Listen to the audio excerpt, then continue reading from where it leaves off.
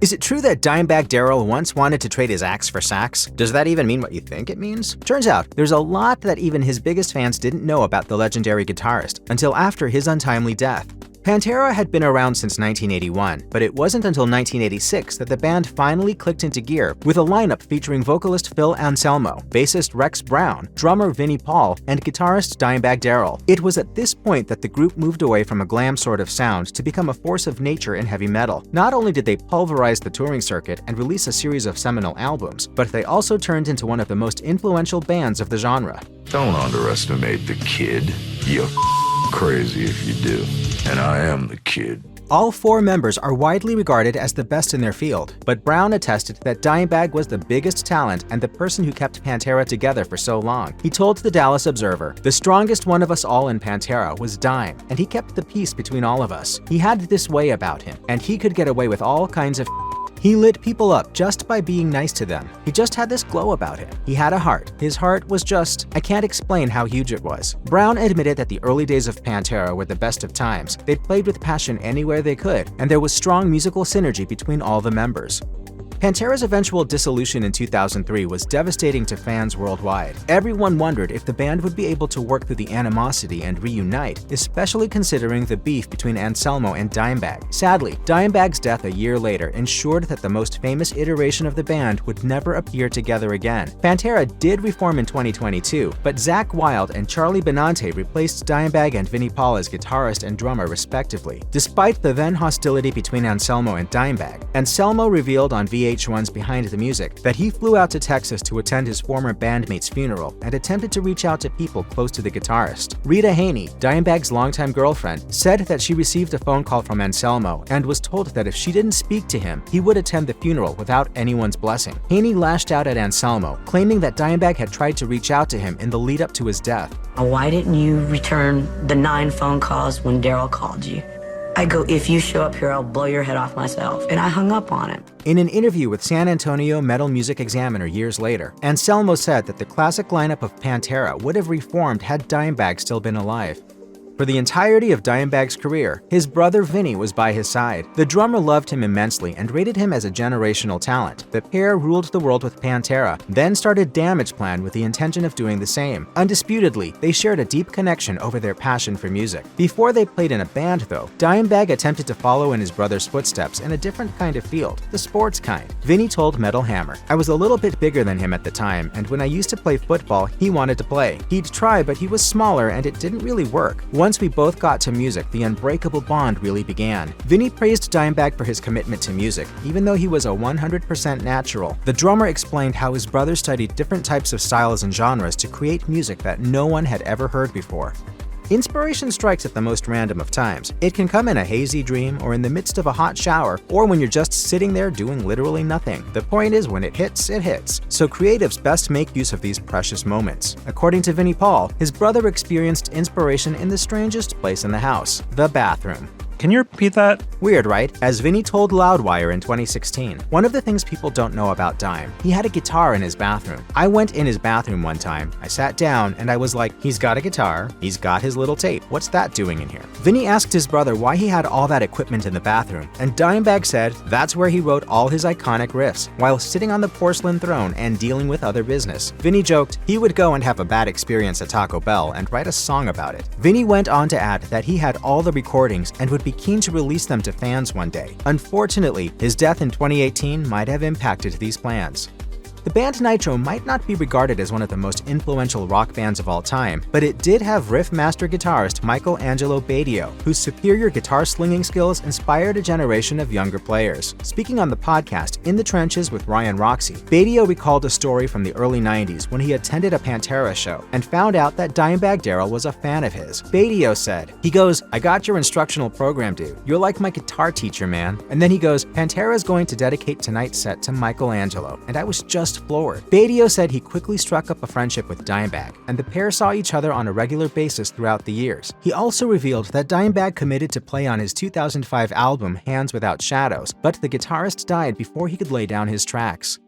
One of the biggest things that came out about Dimebag after he died was that he was almost a part of what could have been the best supergroup in history. In a conversation with NME, electronic musician Moby revealed a funny story about how an evening with Dimebag, Vinnie Paul, and Motley Crue's Tommy Lee nearly resulted in the formation of a new band, humorously titled the Sober F***s. I don't believe you. It's true, Moby told the outlet. I've been sober for a while now, but this was a late-night, alcohol-fueled idea between Pantera's guitarist Dimebag Darrell, drummer Vinnie Paul, Tommy Lee, and I. I regret not starting this chaotic metal band with them, which would have sounded like a cross between Pantera and my old punk group Flipper. Alas, it was not meant to be. The closest that Dimebag came to being a part of a supergroup was during his time with Damageplan. The band's only album, New Found Power, featured contributions from Slipknot's Corey Taylor and Black Label Society's Zakk Wylde.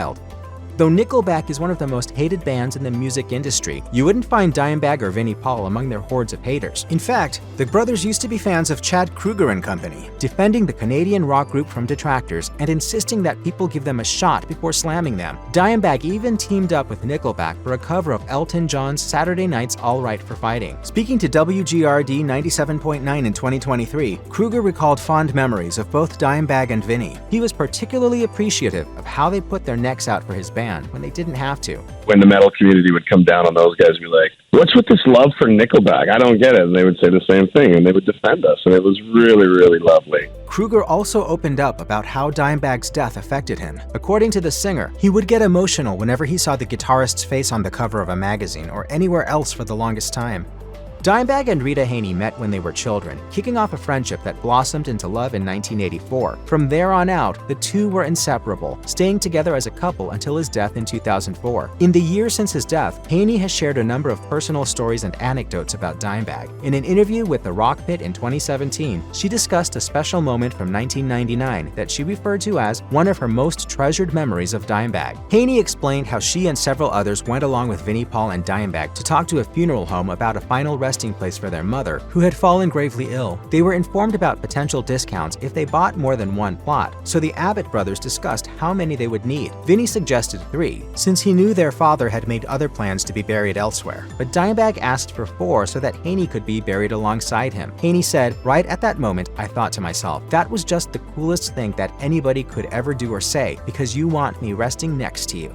Simply put, Dimebag was a huge fan of Eddie Van Halen. Despite being a pivotal part of the music industry for so long, Dimebag only met Van Halen for the first time a few weeks before he died. Rita Haney revealed to Billboard, "We'd met him just a few weeks earlier for the first time, and Dime was ready to cut him a $30,000 check that night for one of his striped guitars, but Eddie told him he'd do one special for him." When Dimebag died, Van Halen phoned to extend his condolences and see if he could do anything for the family. Haney told Van Halen that Dimebag loved his yellow and black striped guitar, so Van Halen brought the original to the funeral as a gift, stating, "An original should have an original." Haney revealed that Van Halen visited the funeral parlor, but he didn't want to go into the room where Dimebag's body lay. According to Haney, Van Halen said he wanted his last memory of Dimebag to be of when they met, not him lying dead. So Haney and another member of Dimebag's crew took Van Halen's guitar and placed it with Dimebag.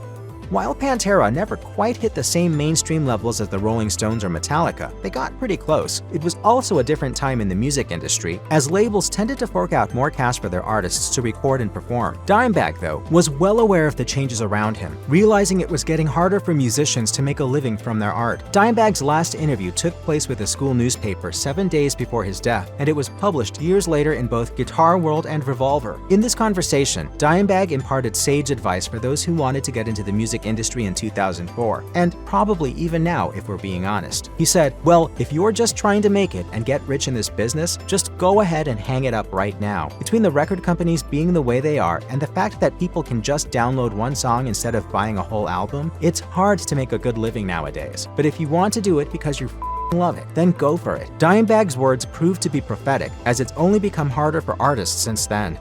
Dimebag's death cut short all plans for Damageplan. The band recorded and toured their debut album, New Found Power, but after Dimebag's murder, all momentum was halted in its tracks, and the remaining bandmates went on to various other projects rather than continue the group. But Damageplan's manager, Paul Bassman, told Billboard that there were other recordings that the band worked on which could be released. He said, "There were recordings the band laid down prior to Dimebag's death that are near completion. Vinnie Paul has said there will be a follow-up album down the road, as Dime would have wanted his music to be heard." In an interview on Talk is Jericho, Vinnie mentioned how Dimebag had his eye on the next Damageplan record. He wanted to wrap up their tour, take a short break, and head into the studio for the second album. Every metalhead knows the story of Dimebag's death during a Damageplan concert, but were you aware of the last interaction Dimebag had with his brother before he was shot? Speaking to Team Rock, Vinnie explained how he and Dimebag warmed up for the show together and discussed how their tour was coming to an end, which would allow them to be home for Christmas and to get a break before they started recording Damageplan's second album. He said, "Our code word to let it all hang out and have a good time was Van Halen, man, and that's the last 2 words we ever said to each other. I said, Van Halen, and he said, Van Halen. And we high-fived each other and went on the deck to do our thing, and a minute and a half later, I'll never see him again." That being said, Vinnie didn't express any regret about their final words to each other, since it was something special between the brothers.